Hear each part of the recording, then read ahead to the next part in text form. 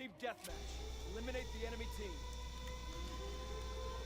What's up, YouTube? Today we're gonna be talking about basically how they can save Call of Duty, because let's face it, we all had Remember your training. good hopes and good intentions that this year, with it being World War II and it finally going back to boots on the ground after about 3 years. Yeah, that's right. We had jetpacks for 3 years. Everybody hated it, got sick of it, and then we left jetpacks, and now we still hate Call of Duty. So maybe that wasn't even a problem. Maybe we didn't need to get rid of jetpacks to fix Call of Duty. Maybe that was only a small part of how much problems Call of Duty does actually have as a competitive series and as a casual series for pub stoppers who get 30 kills and TDMs like I do. And we'll talk about basically all the problems that all the problems that Call of Duty has and how they can be fixed. And no, this is not a rant or any type of video like that. This is just a video on how I personally think Call of Duty can be fixed, because let's face it, the players that are still playing World War II clearly do not like Call of Duty as much as they should at this point. And I want to like Call of Duty and play it even more than I already do. Like, I want to be probably max prestige by this point, and I'm only something like prestige 7, prestige 6, almost about to be prestige 7. Anyway,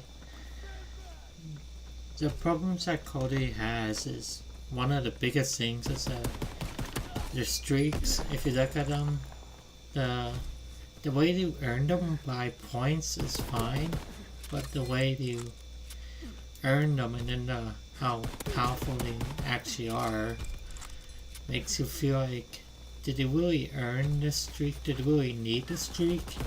If it's not getting you that much kills, or get you that much more points towards earning their next streak? Like, remember in Black Ops 3 when the streaks were pretty powerful and actually were worth getting and worth using? That's what I want streaks to be again. Where if you got a streak, you earned it, you felt like you earned it, then by all means, let it be a powerful streak that kills a lot of people on the map. Let it be the AC-130 from Black Ops 3 or from other Call of Duty games. Let it be that streak. Let it be as powerful as that streak was. Then there's the whole entire issue that everyone is complaining about, that there's only 9 multiplayer maps at launch, which I'm not going to bother listing off the names of every single map, because that would make this video commentary way longer than it needs to be. But you know what the maps are, do you know what their names are? And yeah, we only had 9 maps at launch, and now with Carrington and Shipment coming back to the Call of Duty, we have 11 maps in total, which is not bad, but I think Call of Duty as a series and as developers work on Call of Duty as much as they have been, I don't think asking for somewhere in the neighborhood of 15 maps at launch is a lot to ask for. I don't think it is. Like, 15 maps is perfect. It's not too much, and it's not too much for the developers of Call of Duty to push towards. Like, 9 maps at launch is, I feel, a decent amount that Call of Duty thought they could make, but no, we don't only want 9 maps. We want Like, I would like 15 maps at launch. It sounds like a lot, but really, when you think about it, and how many maps have been in other Call of Duties, 15 maps is not a lot to ask for at launch. It really isn't. Like, if we had 15 maps, I'd be happy, but there's only 9, and then 2, which were added 3 months later in the game. And then, if you want a Call of Duty to reach the casual players, the people who play this to make YouTube videos like I do, and the competitive scene and the pro players, you would probably want to have a lot of good decent maps.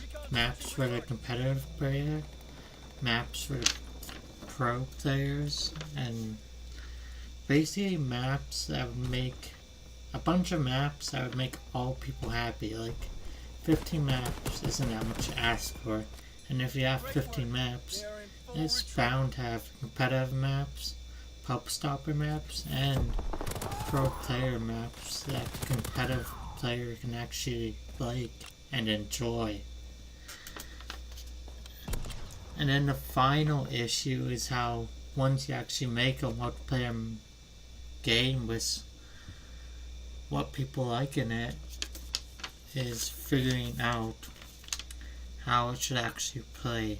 And first off, you want to have consistently balanced weapons, which I feel World War II has done properly for the most part, because every weapon feels useful and powerful enough to get kills with, so there's not that weak weapon like the G3 from MWR, which you have to work really hard to kill people with.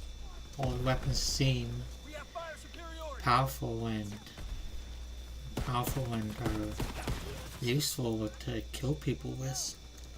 So I think the weapons are balanced, and I think the way they're doing DLC makes sense, but please don't keep adding free maps. We need more than 3 maps from their DLCs, because we had 4 maps before, and they should not be giving us only 3 maps. Like, why are we only getting so little maps this year?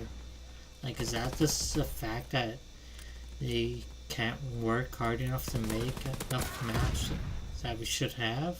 Like, why are we getting so little maps this year? I don't know why. And that's another thing, why are we getting so little maps?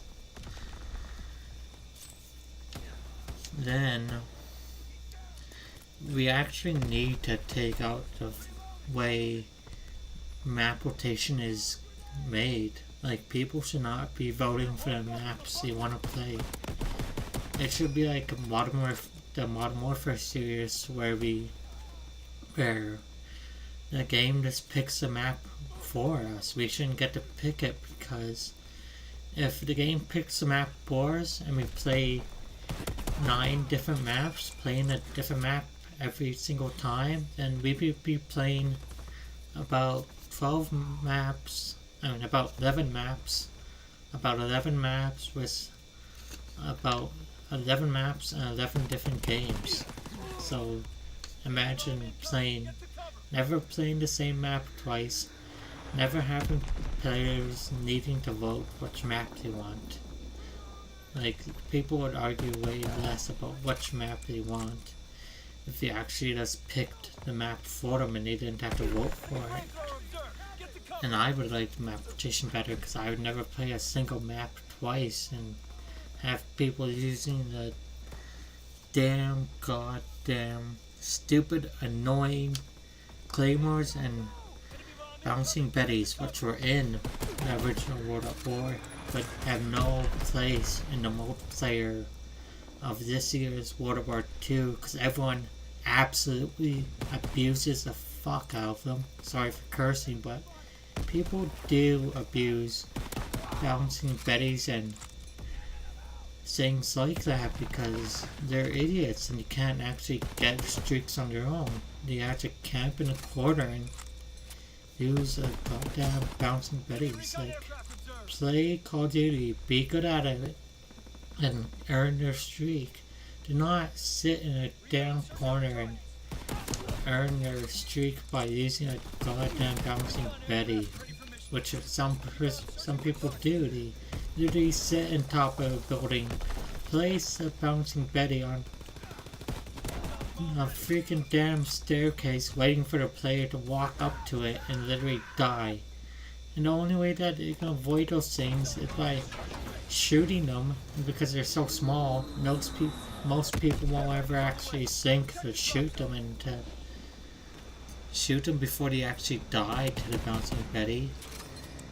And then, once you actually do get rid of the bouncing Betty, and the only other way you can survive is by freaking walking up to it in the